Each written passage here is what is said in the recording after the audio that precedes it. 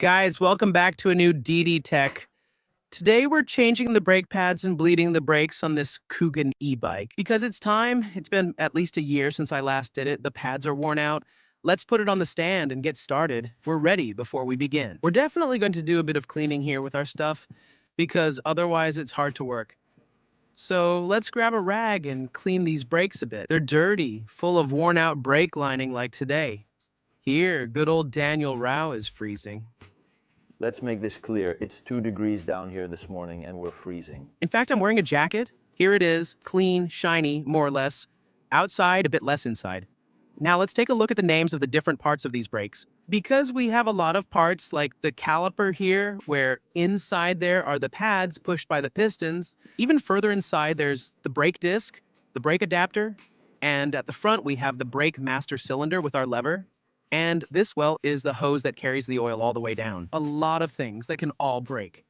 I even managed to puncture the hose, the brake once right here, just to make things difficult for myself. That said, we can start with our beautiful bleeding process. So we take the Allen key because we're going to remove the rear brake caliper. Let's start with the rear.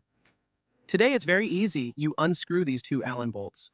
Then we take off the whole assembly, including the adapter and the various spacers in this case.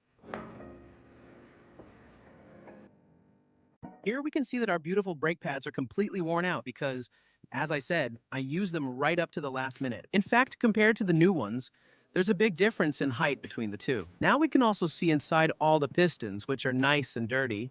So let's clean these too before we start. We have this brake cleaner. Let's spray it on, and that's it. I need 6 arms here to do this job. There we go. Done. After wiping it down like cleaning a butt crack, we're ready now. One thing I do before pushing the pistons back into the caliper, because otherwise the new pads won't fit, is to spray some oil on them. I have the usual Teflon oil that I spray here on the pistons. Just a tiny bit, because otherwise they'll dry out. And then we push them in. Don't use WD-40, it's absolutely forbidden, right? Daniel Robb confirms for us. To push the pistons back, it's absolutely forbidden to use a screwdriver because if you have ceramic pistons, they could chip or break, especially on Shimano brakes. In this case, I only have a screwdriver, so I'll put the old pads in. This way, at least I avoid going directly on the piston. Be careful to push one piston at a time. If you have 2 or if you have 4, you can pry the 2 on one side and then the 2 on the back, because otherwise there's a risk that the bladder in the pump could burst, especially with Shimano brakes, which are very delicate. Let's clean off the excess oil, always with our brake cleaner that removes all the grease. Well, and we're ready to start with our bleeding process. As it should be, to do a bleed, you'll need 2 syringes. The oil, an oil that's suitable. So if you have brakes for mineral oil, use mineral oil.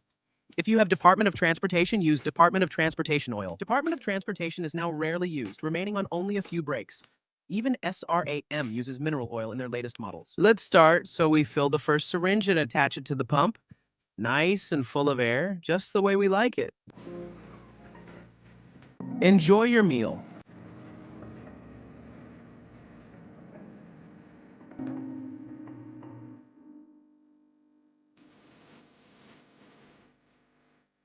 So we connected to the clamp with the full syringe and to the pump with the empty syringe. Because we try to make any bubbles go upwards, in this case the pump is higher, but if we do this, it's even higher. With a firm push, we press well and it goes up there smoothly. As you saw, this bleeding was unnecessary since the oil that came out was the same color as what went in. Patience anyway, in case your oil is completely dirty, black, or whatever. You empty this syringe, fill it up again, and we'll do the reverse process. This way, we push from the pump so that if there are any bubbles inside, we push them out. We keep the syringe pressed and pump several times. Finally, since they're very picky, usually the bubbles go up and not down. We repeat the process from below, so if any bubbles have come out of the pump, we push them back into the syringe. Up there, everything seems fine. I bled a brake that was perfect. Anyway, before removing the syringes, let's use these beautiful clamps that are here on the tube. I'm sure half of you were wondering, or maybe you were, I don't know. They're used to block the flow of oil from coming back. Otherwise, when you remove the syringe, it starts dripping out. So, let's unscrew here. Always keep a rag handy because a few drops of oil will come out anyway. Here we are, cap on, and we've closed our caliper. Obviously, if you have SRAM, Shimano, or I don't know what other brakes, they don't have a screw cap, but they have this valve that you can open and close directly with the syringe attached. It's much easier, much nicer, and everything stays much cleaner. Now I'll hand it over to my colleague Daniel Rowe, who will explain all the secrets to make these brakes work at their best, just the way we like them, nice and crisp. Because he told me things I didn't know. For those who like a very crisp lever feel, for example, I like very responsive brakes. I don't like too much travel on the brake lever. The syringe on the pump is the last thing we'll do. We'll do the complete brake setup. We align the pistons. If you have a 4-piston caliper, we align everything, set our total lever travel, and that will be the last thing to come out of our bleed. Now we insert the new pads into the caliper with the pistons at rest. Then we mount the caliper on the bike with the adapter and the screws, but we don't tighten them all the way.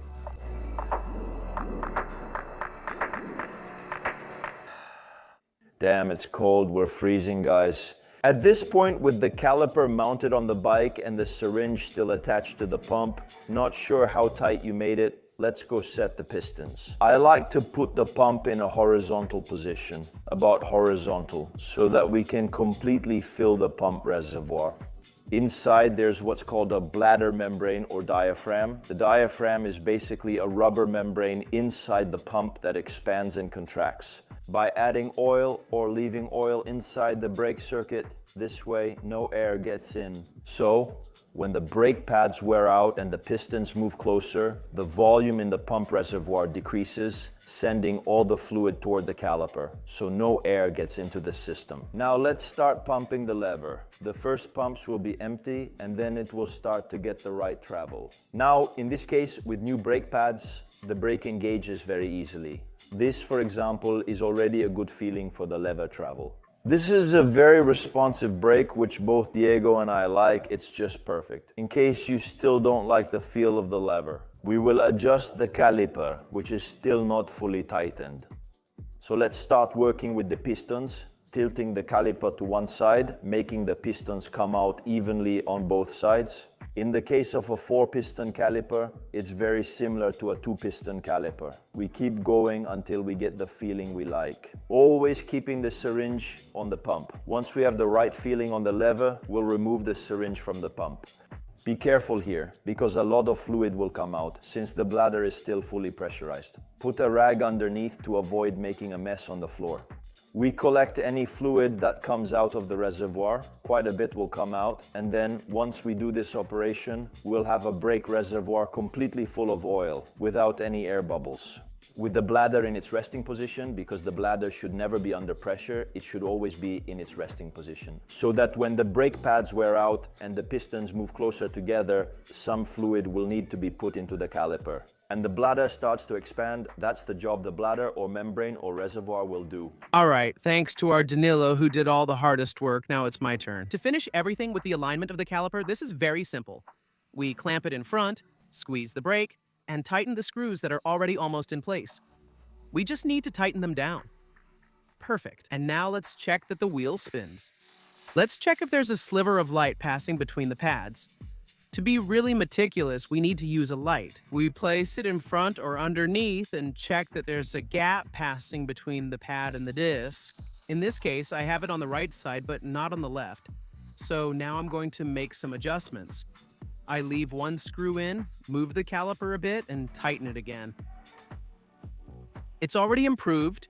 We need to do the same work on the rear screw because otherwise the caliper won't be aligned with the disc anymore, but will be slightly off center, and we won't have perfect movement.